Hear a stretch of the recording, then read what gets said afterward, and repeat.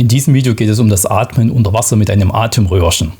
Ich bin Dirk vom Kanal Nimporalf und ich nehme euch jetzt mit ins Wasser zu einem Aspekt des Suiton-Jutsu der Ninja.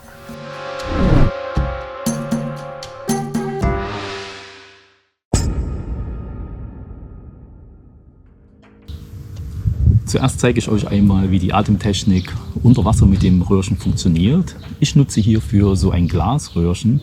Das hat zwar einen Knick, ist aus dem Chemie-Unterricht. Der Knick ist jetzt erstmal nicht relevant. Wichtiger oder viel wichtiger ist die Länge des Röhrchens. Und mein Röhrchen hat einen Innendurchmesser von 5,8 mm. Das entspricht schon einem sehr guten Schilfröhrchen.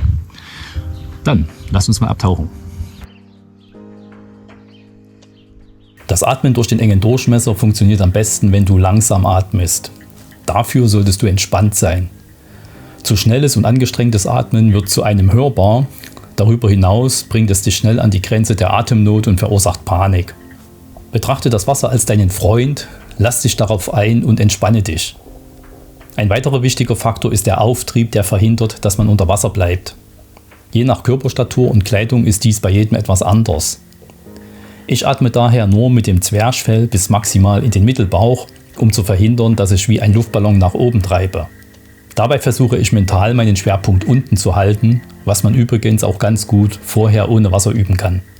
Um die sogenannte Pendelatmung im Röhrchen zu minimieren, sollte das Röhrchen keinen zu großen Durchmesser haben und nicht übermäßig lang sein. Schnorchel dürfen zum Beispiel aus Sicherheitsgründen 30 cm Länge nicht überschreiten. Detaillierter habe ich es in meinem Video zum Atmen mit einer Saya erklärt. Du findest einen Link zum Video in der Videobeschreibung. Wie halte ich nun das Röhrchen fest?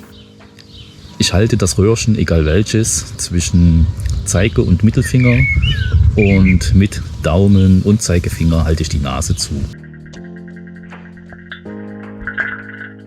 Was ist nun, wenn ich abrupt ins Wasser springen musste, ein Röhrchen dabei habe, es aber unter Wasser ziehen muss?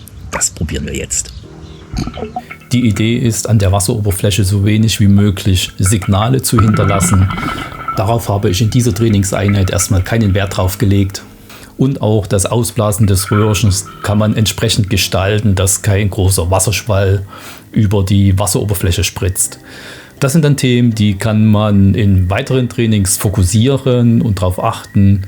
Darüber hinaus gibt es dann natürlich auch noch einige Sachen zu beachten, wenn man sich in tieferen Gewässern befindet. Ich habe ja kurz unter mir gleich den Boden vom Pool und das ist dann vielleicht Thema für ein späteres Video. Ich werde jetzt das schöne Wasser noch ein bisschen genießen. Ich bin Dirk vom Kanal Nimporalf und ich sage Tschüss.